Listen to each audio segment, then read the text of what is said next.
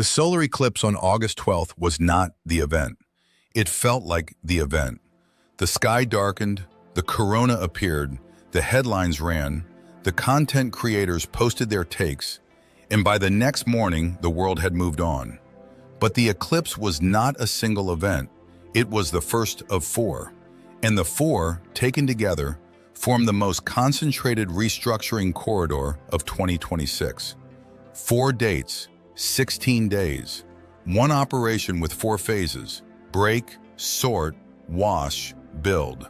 This video is the map, and the map needs to arrive before the next 3 phases unfold, because 2 of them have not happened yet. Here is the sequence. August 12th, the solar eclipse at 20 degrees Leo fractured the structural timeline along the Leo-Aquarius axis. 3 domains cracked open: identity, belonging, authority. That fracture is documented in the previous video. It is done. It cannot be reversed.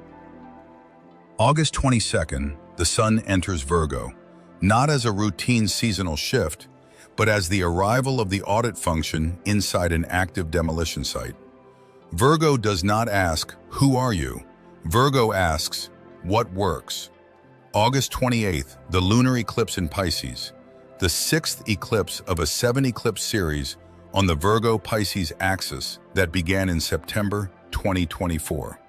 This is the final full clearing of a 2-year cycle. Everything the audit marks for removal, the lunar eclipse dissolves. August 31st, Jupiter forms a trine with Saturn, both in fire signs, both direct, and the first building materials for the post-fracture architecture arrive. 3 days after the clearing, construction begins. The horse does not wait. Act 1, the fracture, and what 10 days revealed. The solar eclipse on August 12th opened the crack. The previous video mapped the 3 fracture lines: identity, who you present versus who you are; belonging, your tribe versus your truth; and authority, personal versus institutional. That was the structural analysis. But structure and experience are different. The structural analysis described what the fracture would target. 10 days of lived experience show what it actually hit. Here is what became visible in the 10 days since the eclipse that was not visible on eclipse day. In the identity domain, the performance that cracked did not shatter dramatically. It developed a slow leak. The role, the title, the public face did not collapse overnight. What happened was subtler and more persistent. The energy required to maintain the performance increased. The mask that was weightless in July became heavy in August. Not unbearably heavy, noticeably heavy. The person did not stop performing. They started noticing the performance. And noticing is the beginning of the structural failure. A wall that you are aware of leaning is a wall you cannot unnotice. It may stand for months, but the lean is now visible, and the visibility changes the relationship. In the belonging domain, the fracture manifested not as dramatic exits from groups, but as a recalibration of attention. The group chats that were checked hourly now sit unread for a day. The community events that were attended reflexively now require a conscious decision. The social obligations that were fulfilled without thought now produce a micro-hesitation, a pause between the notification and the response that was not there before. This micro-hesitation is the fracture expressing itself at the behavioral level. The person has not left the tribe. The tribe has not changed, but the automatic nature of the belonging has been interrupted. And automatic belonging, once interrupted, does not re-automate. It becomes a choice. And choice requires energy that automaticity did not. In the authority domain, the 10 days produced the most concrete shifts. Specific institutions, an employer, a financial advisor, a doctor, a platform that were operating on delegated trust began producing friction. Not new friction, newly visible friction. The employer's decision that would have been accepted without question in July now triggers an internal audit. Is this competent? The financial advisor's recommendation that would have been followed automatically now triggers a verification. Does this serve my architecture or theirs? The doctor's diagnosis that would have been received as authoritative now produces a second question. What is this based on, and have I verified it? The friction is not rebellion, it is due diligence. And due diligence, once activated, does not deactivate. The delegation of authority is now conditional, where it was previously unconditional. This is not a temporary mood. It is a permanent shift in the operating parameters. A person who has seen the competence gap between the authority they delegated and the competence they received cannot unsee it. The checkpoint the eclipse opened does not close. A specific pattern emerged in the 10 days that is worth noting because it will intensify through the corridor. People reported a sudden capacity to see through institutional language. Corporate emails that used to be skimmed and accepted now produce a parsing response. The reader notices the vagueness, the deflection, the gap between what is promised and what is delivered. News articles that used to be consumed as information now produce a source-checking impulse. Who wrote this? What are they selling? What am I not being told? Marketing messages that used to produce engagement now produce recognition. I see the mechanism. I see the emotional lever. I see the gap between the offer and the substance. This is not cynicism. Cynicism is the rejection of all authority. This is discrimination, with a capacity to distinguish competent authority from performed authority. The eclipse installed this filter. It was not there before August 12th. It will not leave. 10 days is not enough to produce resolution. It is enough to produce visibility. The fracture lines are now observable, not as abstract structural categories, but as lived daily experiences. The performance is heavier. The belonging is more conscious. The authority is more conditional. These are not temporary effects. They are the new operating parameters, and they will intensify through the corridor because the next two phases are designed to process what the first phase exposed. Act 2, the audit, August 22nd. On August 22nd, the Sun leaves Leo and enters Virgo. In a normal year, this is a seasonal transition. Creative Leo energy gives way to analytical Virgo energy. The impulse to perform yields to the impulse to organize. The spotlight dims and the desk lamp turns on. In a normal year, it barely registers. 2026 is not a normal year. In 2026, the Sun enters Virgo in the middle of an eclipse corridor. The structural landscape is fractured. The rubble from the identity, belonging, and authority collapses is scattered across the site.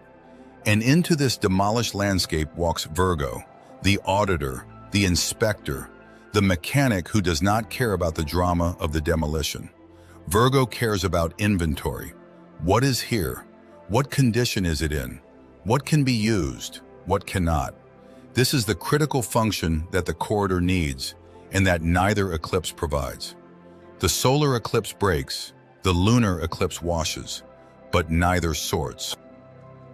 Neither discriminates between what should be kept and what should be released.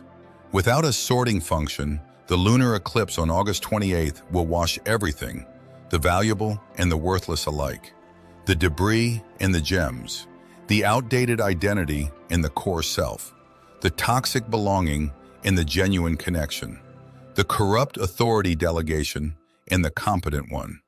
The wash is indiscriminate, the audit is discriminate, and the audit arrives 6 days before the wash. 6 days to sort, 6 days to separate what gets kept from what gets released, 6 days to inventory the rubble and tag each piece. Why this Virgo season operates differently from any ordinary Virgo season? 3 reasons. First, the context. Virgo's analytical function, which usually operates on a stable landscape, optimizing and organizing structures that are fundamentally intact, is here operating on a fractured landscape. The structures are not intact. They have been cracked open by the eclipse. This means Virgo's analysis penetrates deeper than usual. In a normal year, Virgo looks at the surface and adjusts. In a fractured year, Virgo looks through the cracks and sees the foundations. The audit is not cosmetic, it is structural. What Virgo reveals in the last week of August is not what needs tidying, it is what was rotten underneath the surface that the eclipse exposed. Second, the urgency. In a normal year, Virgo season runs for roughly 30 days, ample time for gradual assessment and incremental adjustment. In the eclipse corridor, the audit window is 6 days, August 22nd through August 28th. After the lunar eclipse, the audit becomes retroactive, examining what has already been washed rather than sorting what should be. The 6-day window is the active audit, the only period when the sorting function operates ahead of the clearing function. After August 28th, sorting is forensics. Before August 28th, sorting is triage. Third, the finality. This Virgo season coincides with the final eclipse of the Virgo-Pisces series. The analytical axis that has been running since September 2024, 2 years of Virgo-Pisces eclipses, each one refining the relationship between analysis and surrender, between precision and release, reaches its conclusion on August 28th. The Virgo energy of the season is not a beginning, it is a summation. The analytical tool that has been developing for 2 years reaches its peak capability at the exact moment when the eclipse corridor requires it most. 2 years of learning to discern, applied to 6 days of critical sorting. The timing is architectural. The Rubble Audit protocol, not a meditation, not a reflection exercise. A structural inventory applied to 6 domains, the 6 areas where the eclipse fracture produces the most tangible effects. For each domain, 3 categories: keep, functions, retains value, serves the declared architecture. Repair, has value but is damaged, requires investment to restore function.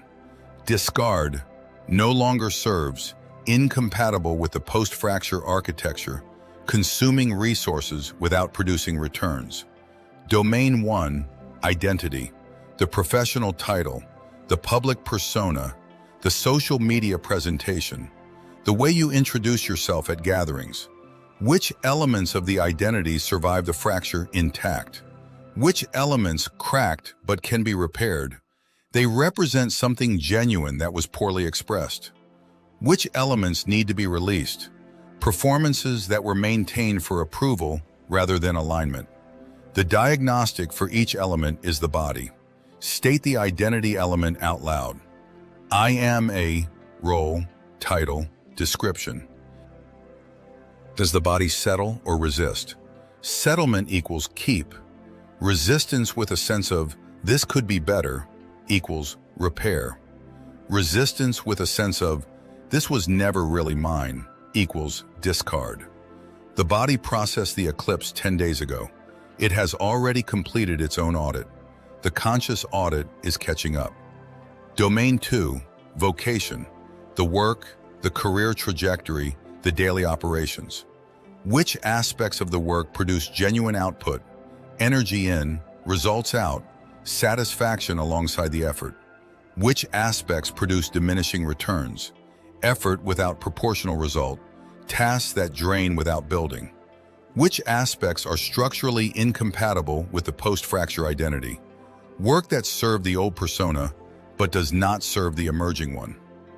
Domain 3, finances. The income streams, the expenses, the financial arrangements. Which financial structures are healthy, aligned with the current architecture, producing sustainable returns, functioning as designed? Which are damaged, still operational but showing stress, requiring adjustment to remain viable under the new parameters? Which are dead weight, financial commitments, subscriptions, arrangements that continue through inertia but no longer serve any identifiable function? Domain 4, relationships. Not every relationship. The 5 to 7 relationships that consume the most relational energy, time, emotional bandwidth, reciprocal obligation. Which of these are structurally sound after the fracture? The terms of the relationship align with the post-eclipse version of the person, which need renegotiation. The relationship has value, but the terms are outdated, based on a version of both parties that the eclipse has made obsolete, which have been exposed by the fracture as structurally hollow, maintained by habit, obligation, or fear rather than genuine connection. Domain 5, health and body. The physical practices, the eating patterns, the sleep architecture, the relationship with energy and rest. The body was the first to register the eclipse. What has it been saying for 10 days? Which physical patterns are holding, supporting the post-fracture operating environment? Which are showing strain, sleep disrupted, appetite shifted, energy redistributed? Which are clearly incompatible, habits that serve the old identity's stress patterns and now produce the wrong chemical environment for the emerging one. Domain 6, daily operations. The schedule, the routines, the microstructure of how each day is organized. This is Virgo's home domain, and the domain most people neglect because it feels trivial. But daily operations are the plumbing of the architecture. A building with cracked plumbing is uninhabitable regardless of how beautiful the walls are. Which routines serve the post-fracture architecture? Which routines are relics of the pre-fracture identity? The morning scroll, the commute pattern, the evening ritual that was designed for a person who no longer exists. Which routines need to be created? New daily structures that support the emerging architecture but do not yet have a habit pattern. The audit protocol, all 6 domains with a 3-category framework, specific diagnostic questions for each cell, and a tagging template is written out as a 1-page worksheet in the Telegram channel. Complete it before August 28th. The lunar eclipse does not sort, it washes. What has not been consciously tagged by the 28th gets washed with everything else. And the wash is indiscriminate. Act 3, the wash, August 28th. On August 28th, a partial lunar eclipse occurs in Pisces. It is the 6th eclipse of the Virgo-Pisces series, a set of 7 eclipses that began in September 2024 and concludes in February 2027. For 2 years, this axis has been running a background process, refining the relationship between Virgo's analytical precision and Pisces' capacity for dissolution, between holding on with discernment and letting go with surrender, between sorting and releasing. August 28th is the penultimate pulse of this process. It is the fullest expression of the Pisces function within the series, the deepest release, the most complete dissolution. What it dissolves is not random. Lunar eclipses operate on the emotional and psychological substrate, the attachments, identifications, and unconscious bonds that tether a person to structures that the rational mind may have already abandoned. The person who consciously knows a relationship is over, but emotionally cannot release it. The person who rationally understands a career path is dead, but psychologically keeps watering the corpse. The person who intellectually agrees that the old identity is gone, but cannot stop grieving who they were before the fracture opened. August 28th dissolves these tethers, not all at once, but with a completeness that the Pisces function reserves for eclipse-grade events. The dissolution is not violent, it is not a rupture, it is a dissolving, like salt in warm water. The structure does not break, it ceases to exist as a solid. The emotional charge that was holding the attachment together dissipates, and what remains is not emptiness, but availability. Space that was occupied by the dead attachment is now available for the new architecture. Here is what this means in the context of the corridor. The solar eclipse on August 12th broke the structures. The Virgo audit on August 22nd through 28th sorted the rubble. Keep, repair, discard.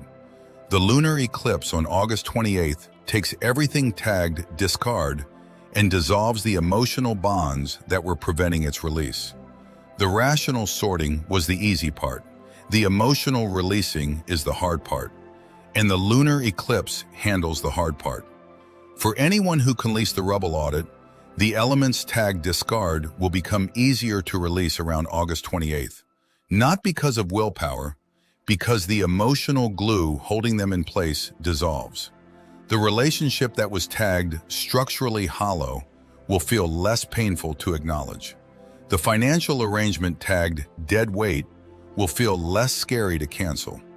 The identity element tagged never mine will feel less threatening to release. The dissolution is not your work. It is the eclipse's work. Your work was the sorting. The eclipse does the rest. For anyone who did not complete the audit, the lunar eclipse still washes, but without tags, it washes without discrimination. Genuine attachments and hollow ones receive the same dissolution pressure. The person who did not sort may find themselves releasing things they wanted to keep, because the wash could not distinguish between keep and discard without the tags. This is not punishment, it is mechanics. A washing machine does not sort laundry, it washes what is inside. The sorting happens before the machine runs. There is a specific quality to this particular lunar eclipse that intensifies the dissolution. This is the 6th of 7 eclipses on the Virgo-Pisces axis. The series has been running for 2 years. Each eclipse in the series built on the previous one, refining the capacity for analysis, Virgo, and surrender, Pisces. By the 6th pulse, the capacity is at its peak.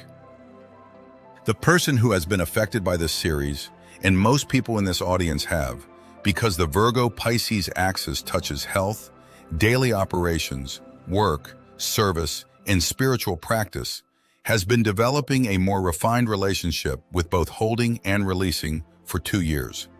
August 28th is the culmination of that development.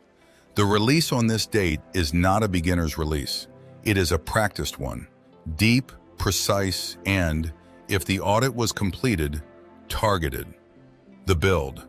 August 31st, 3 days after the lunar eclipse, Jupiter at 13 degrees Leo forms a trine with Saturn at 13 degrees Aries. Both in fire signs, both direct. This is the first of 2 such aspects. The next occurs in April 2027.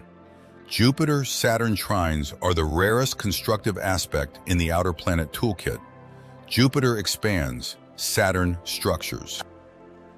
When they conflict, conjunction, square, opposition, the tension between expansion and limitation produces pressure, contraction, crisis. When they harmonize, the trine, expansion and structure collaborate. The vision, Jupiter, receives the scaffolding, Saturn. The ambition gets the discipline. The dream acquires the blueprint. What makes this particular trine significant beyond its rarity, both planets are in fire signs. Jupiter in Leo, creative, bold, willing to be seen, willing to lead.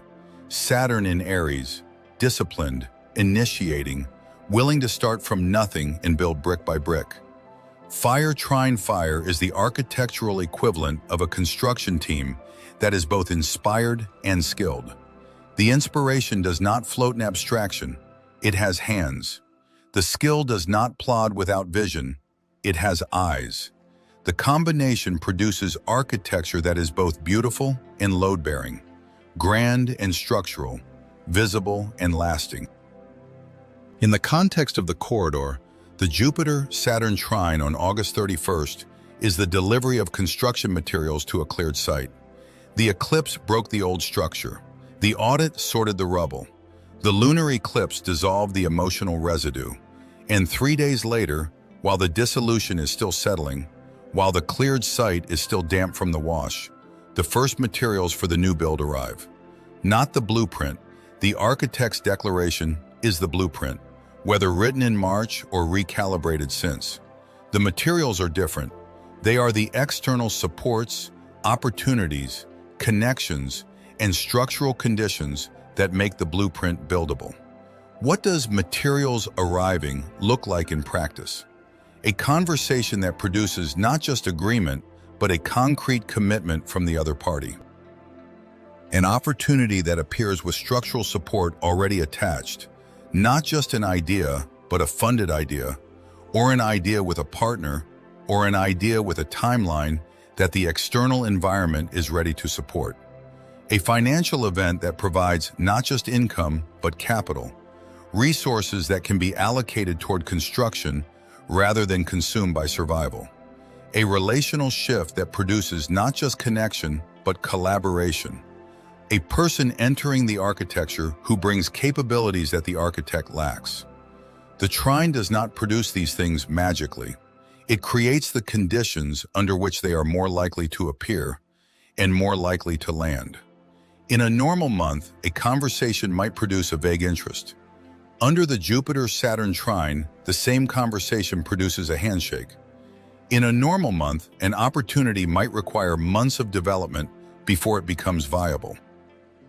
Under the trine, the opportunity arrives closer to viability, fewer steps between concept and construction. The trine compresses the gap between vision and structure. Jupiter in Leo provides the creative vision, the capacity to see what the new identity, the new belonging, the new authority structure could become. Not what it was, what it could become. Leo's creative function, amplified by Jupiter's expansion, produces a vision that is larger and bolder than the architect would normally permit. Saturn in Aries provides the structural discipline, the willingness to start, to initiate, to pour the first foundation even when the full design is not yet visible. Aries does not wait for the complete blueprint. Aries builds the first wall and figures out the second while the mortar is drying. The combination, bold vision structured by courageous discipline. The rarest building energy of the year, arriving at the exact moment when the site is cleared and the architecture needs its first brick. The sequence is now complete. 4 dates, 16 days, 1 operation. August 12th, break. The solar eclipse fractured the Leo-Aquarius axis, cracking identity, belonging, and authority along lines that had been invisible but structurally compromised for years. August 22nd, sort. Virgo season begins inside the active quarter. 6 days of audit. The rubble is inventoried, categorized, and tagged. Keep what serves, repair what has value, discard what is incompatible with the post-fracture architecture. August 28th, wash. The lunar eclipse in Pisces, the culmination of 2 years of Virgo-Pisces refinement, dissolves the emotional tethers binding the discard pile. The release is precise if the audit was completed, indiscriminate if it was not. August 31st, build. Jupiter trines Saturn in fire. The first constructive materials arrive at the cleared site. Vision meets discipline. The architecture that gets started in the first week of September will carry the structural support of the rarest, harmonious outer planet aspect of the year. Break, sort, wash, build. Not a metaphor, a sequence. Each phase requires the previous one to be complete. Breaking without sorting produces chaos. Sorting without washing produces clutter. Washing without building produces emptiness. Building without breaking produces a new structure on top of an old one, which is how most people live, layer upon layer of unexamined architecture, each one compensating for the flaws in the one beneath. The corridor offers something different, a clean sequence: demolition, inventory, clearing, construction. 4 operations in 16 days. The compression is the fire horse's contribution. In a normal year, this sequence would unfold over months. In 2026, it unfolds in just over 2 weeks. The speed is uncomfortable. The results are structural. The audit window is this week. 6 days between Virgo's arrival and the lunar eclipse. 6 days to sort before the wash arrives. What has been sorted gets washed precisely. What has not been sorted gets washed completely. The distinction is the difference between a renovation and a flood. Both clear the space. Only one leaves the foundation intact.